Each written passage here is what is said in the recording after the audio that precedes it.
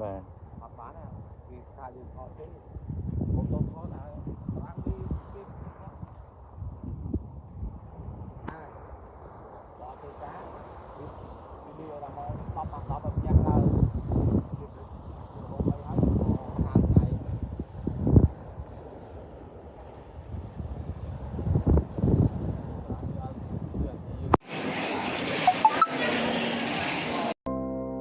យំនេះភ្លៀងធ្លាក់តិចតិច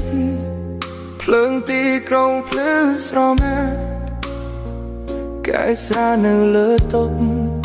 ដូចចិត្តខ្ញុំដែលទំនេររូបអូននៅក្នុងចិត្ត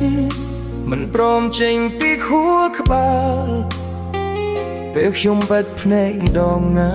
សំឡេងអូនលាន់លឺឡើងវិញខ្ញុំមិនមែនខ្លាំងដូចមុនមិនអាចញញឹម